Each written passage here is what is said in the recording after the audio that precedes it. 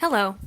I was sent this post by a Tumblr user who originally requested anonymity, but in the process of producing the content has decided that I should use their URL.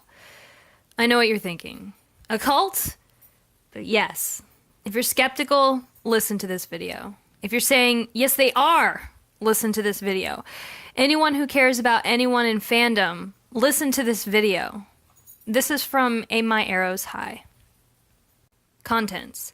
Introduction and the function of labels. Labels, identity, and vulnerability. Brainwashing techniques. Cult of personality and abuse tactics. And the end of the endgame. So, basically, as soon as Harry/Louis shippers decided to repurpose a contentious ship name into a label of identity as Larries, I was like, huh, that's not good. Here's the thing. A loose group of people who all believe in or enjoy or whatever a thing is just a group of people who like a thing. That's a fandom. That's a family. That's a whatever. People who ship Harry/Louis is a totally different animal from the Larrys. Much in the same way that people who voted for Bernie Sanders in the primaries are not the same as Bernie bros, or that men who are misogynists are not all MRAs. Or that not all people who believe in Jesus Christ as a religious icon are, insert some variant of Christianity here, or whatever. Assigning a name to a group inherently changes the dynamics both internally and externally of that group. There is no logical reason that any pairings fans need a name, and it's usually something assigned by media outsiders looking for branding money. Team Edward versus Team Jacob, for example. It's a way to reduce and exploit consumers as commodities and make money by minimizing their ability to like other things. If you're Team Edward, you're going to buy a shit ton of Twilight/Edward/Cullen stuff, and you can be manipulated into spending more money than you would otherwise by helping your side win over Team Jacob, who are also spending a ton of money on basically the exact same stuff, and the real winners are the people who make money off the merch. Larrys, though, are not about making money. They're still likely to spend money, which the big Larry blogs know and will sometimes exploit, but they're about making a lot of noise and building a power base. Labeling their group, especially by making it look like they were reclaiming a slur, which is actually super disrespectful to the ongoing efforts of actually oppressed groups who are in the transitions of reclaiming slurs like the actual queer community, was a way to solidify the growing idea at the time that 1D fandom had to be with us or against us. That is not how any healthy group of people operate. It is not ever healthy to associate with a group that relies on the idea of you're with us or you're against us. But once a label is introduced to a group, it becomes much easier for figureheads, leaders, and/or marketers to start promoting the idea that there are sides. There is an ongoing struggle, and you are on the winning side if you're with us, and if you aren't with us, you're against us. You're an anti. Anti what? Well, anti-everything that we believe in, of course. Anti-goodness, anti-intelligence, anti-right, anti-correct. This is an essential assault on identity. People are naturally inclined to categorization, whether we don't like labels or not. Something in our lizard brains likes knowing where things and people fit in the world. Poisonous snakes are a category. Republicans are a category. Stuff that is dangerous and might kill me, therefore, become an umbrella category. And introducing a label of self-identification becomes a hook to hang your hat on. Once someone you admire and respect tells you that you're a Larry, something in the brain latches onto that differently than just thinking, I'm a person who ships Harry/Louis.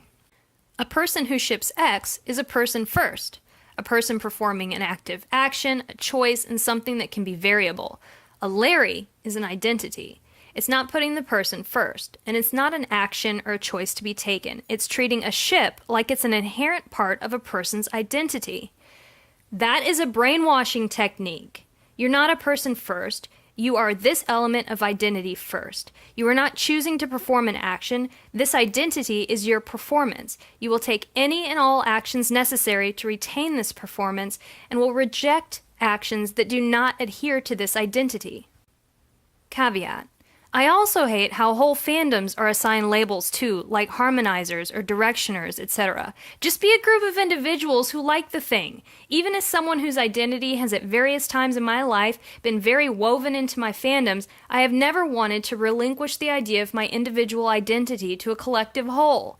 That is what labels are for when applied to people. You are not one strand of a tapestry. You are one person who happens to like a color in that tapestry, for lack of a better metaphor. So now there's a label to assert as an essential part of the prey group's identity. And the term Larry has been around for what? 2 years now? 3? At first, there were still people who shipped Harry/Louis and also Larrys. And you could do one without being the other. And it was awkward and inappropriate. But it was just a weird, fandom dynamic. And maybe kind of worrisome, but not literally harmful yet. But here's the thing about when people create an ideology and a label for their group, and their goal is power and not money. The targeting is different. The targeting is personal and constant and abusive. Marketing can be problematic and oppressive and patriarchal and racist and harmful, but it's too widespread to be abuse. Targeting is personal and abusive. Big Larry bloggers who want or psychologically need power suddenly had this immense thing at their disposal in the creation of a label, because now they could offer identity on a whole new plane. You weren't just two people talking or following one another who believed that Harry and Louis were legit dating. You were Larry's. You were part of a gestalt. You were two spokes of a giant wheel. You were within the same whole. You were connected. The idea of connection is seductive. When not actually followed up with caring and affectionate human connection and offered on a deeply conditional basis for one ephemeral and imaginary trait that is not actually a trait, it's a tool. Connection becomes something that is bestowed by one party, in power, the predator, on another, and not something that is made genuinely and equally between parties. Cults and other systems of abuse traditionally target vulnerable people, especially women, because the patriarchy ensures that across the board, women are more socially isolated and likely to have been abused in the past, unfortunately, with the promise of connection and belonging. People particularly likely to be targeted include people who have lost their jobs, people who find themselves suddenly empty nesters, recently divorced people, particularly when the divorce was a bitter one, those suffering from lingering illness, especially one they don't understand. This includes mental illness, eating disorders, and depression, all of which are particular targets by Big Larry blogs and abuse systems that target young women. Young people away from home for the first time. I personally think that high schoolers who are anxious about their impending time away from home for the first time also fit here, because it's also a time of being very socially vulnerable and hoping to find a non-geographic, non-familial group that offers acceptance. One particular predatory tactic is to find out enough information about the person and his or her belief system to explain the tragedy the person has experienced in a manner consistent with that belief system. This can later be expanded to explain history in general through that belief system, while subtly modifying it to the brainwasher's interpretation. This is the Big Larry blog method of preying on socially isolated or closeted queer people who feel alone. Sound familiar?